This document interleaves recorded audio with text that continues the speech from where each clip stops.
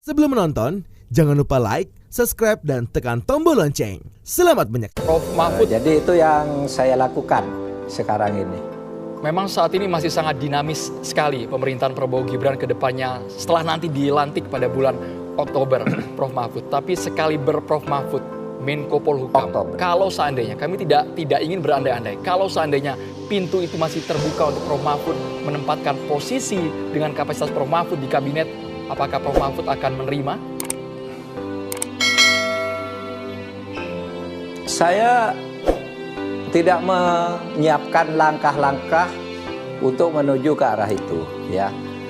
Tetapi yang pasti saya tetap akan melakukan upaya-upaya membangun bangsa ini khusus dalam konteks penegakan hukum dan konstitusi, pemberantasan korupsi dan penegakan hak asasi.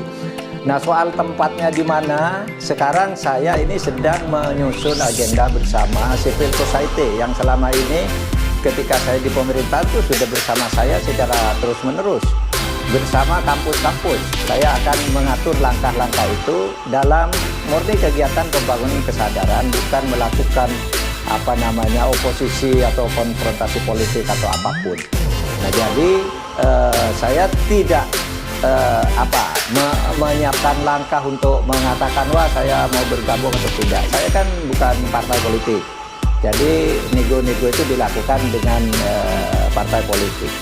Dan saya menganut sebuah standar etika di dalam jabatan itu begini. Kalau jabatan politik yang diperoleh melalui pemilu yang kemudian jabatan-jabatan itu dibagi berdasar hak prerogatif, maka menurut saya yang paling berhak untuk mendapat bagian jabatan itu adalah orang yang sebelumnya mendukung pemenang, gitu. Kalau orang sudah bekerja keras mendukung, itu menurut saya itu berhak. Kalau orang yang tidak mendukung, itu sebenarnya hak yang kesekian, gitu. Kalau sangat luar biasa. Oleh sebab itu banyak menurut saya teman-teman pendukung Pak Prabowo yang sangat kapabel untuk melakukan fungsi-fungsi yang diperlukan oleh negara. Yang penting kalau saya diminta saran gitu supaya betul-betul yang profesional, apakah itu profesional dalam arti lepas dari partai. Profesional artinya berlaku dengan benar baik dia dari partai maupun dari orang-orang independen. Itu aja, Vita, ya. Andrew. Prof Mahfud, ini menjadi pertanyaan juga ya Prof ya. Kalau tadi mengenai langkah politik dari Prof Mahfud ke depannya itu apakah nanti akan tetap komunikasi dengan PDI Perjuangan selaku partai pengusung Ganjar Mahfud di Pilpres kemarin? Atau seperti apa Prof? Oh iya, komunikasi saya dengan PDI Perjuangan intens sampai sekarang. Bahkan sehari sebelum penetapan presiden itu oleh KPU, sorenya kami bertemu dengan semua pimpinan partai dan dipimpin langsung oleh Bu Mega dan beberapa tokoh partai gitu bersama Pak Ganjar juga. Cuma memang waktu itu tidak ada informasi bahwa kita diundang. Artinya kami sering berkomunikasi dengan baik gitu. Dan saya juga itu tadi sudah mulai membuka jalur-jalur komunikasi dengan kekuatan-kekuatan kampus dan masyarakat sipil yang nampaknya sekarang perlu penguatan energi. Oke, Prof Mahfud, Prof Mahfud, saat ini sebenarnya dari Presiden terpilih Prabowo Subianto selalu menggaungkan ingin rekonsiliasi besar, merangkul banyak pihak di luar koalisi yang mengusung Prabowo Gibran. Bagaimana Prof Mahfud melihatnya? Karena kami mendengar sepertinya Prof, rona-ronanya Pak Ganjar Pranowo memberikan standing point PDIP berpotensi di luar pemerintahan.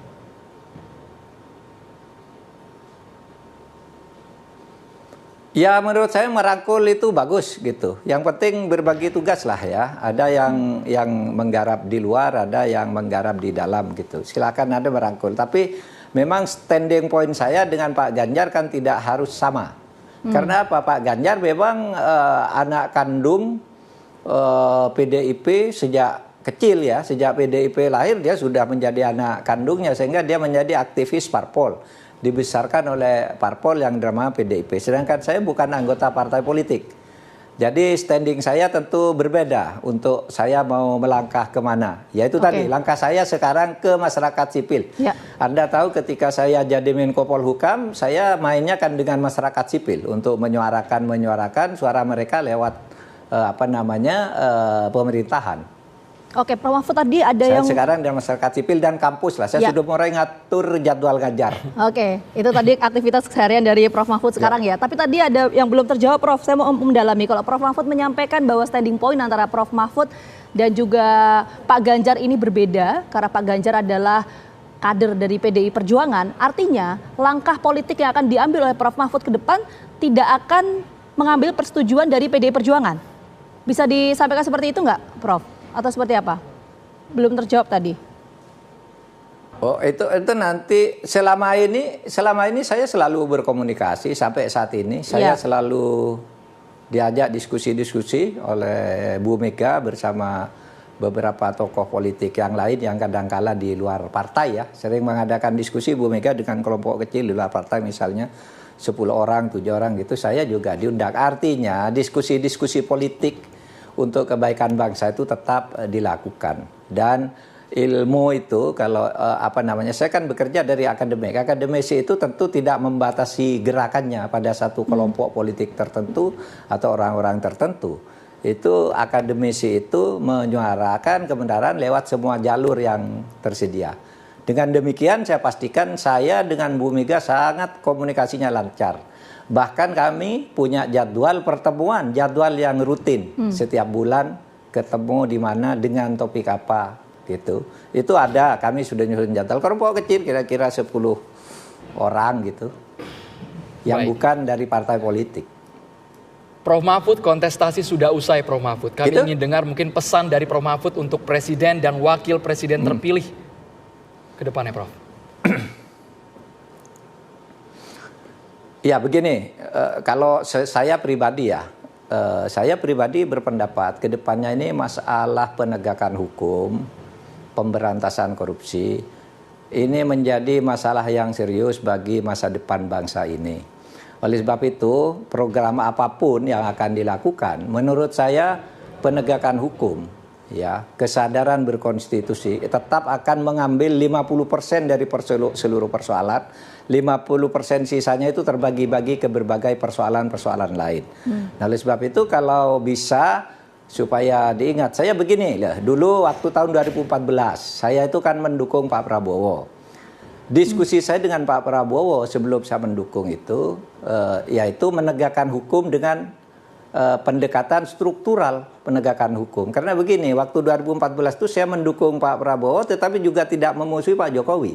Karena menurut saya keduanya waktu itu cocok, cuma pendekatan Pak Prabowo itu struktural, ya, menurut konsepnya Friedman, hukum itu kalau dikati dari strukturnya begini. Ini Pak Prabowo menata struktur dan pejabat. Pak Jokowi waktu itu programnya populisme, langsung ke rakyat. Bagi saya dua-duanya sama bagus, tetapi saya mendukung Pak Prabowo waktu itu karena pendekatannya struktural. Mengapa? Karena saya ini hakim kan, hakim penegak hukum. Jadi lebih struktural pendekatannya. Nah, sekarang mudah-mudahan itu masih menjadi bahan bahwa pendekatan struktural kalau dalam keadaan seperti sekarang ini sangat-sangat penting. Karena kita rusaknya aparat penegak hukumnya, aparat pemerintahnya itu tidak bisa disembunyikan lah. Semua kasus berlingkar-lingkar di situ. Dan kalau ini dibiarkan itu bahaya bagi masa depan negara kita. Pengelolaan sumber daya alam, kolusi antar pejabat, antar pejabat dan penjahat misalnya. Itu maaf, itu kan temuan-temuan dari hasil ICW, TII dan sebagainya kan gitu. Kalau dibahasakan dengan bahasa resmi, itu yang harus sekarang ditangani. Ada momentum ini bagi Pak Prabowo untuk melanjutkan cita-citanya, idenya dulu untuk menegakkan hukum melalui pendekatan pembersihan para pejabat, mengangkat pejabat-pejabat yang bersih dan berani. Itu artinya pendekatan struktural menurut saya. Kalau Pak Jokowi kan populisme, langsung ke rakyat kecil gitu. Sama bagus kalau dua-duanya bisa digarap oleh Pak Prabowo secara berkeseimbangan, bagus menurut saya. Oke, baik. Itu saja. Baik Prof Mahfud, tadi langkah dari Prof Mahfud saat ini tengah berkomunikasi dengan para akademisi. Sekali lagi terima kasih banyak Prof Mahfud atas waktunya sudah bergabung sama kami di Kado Petang. Sehat selalu.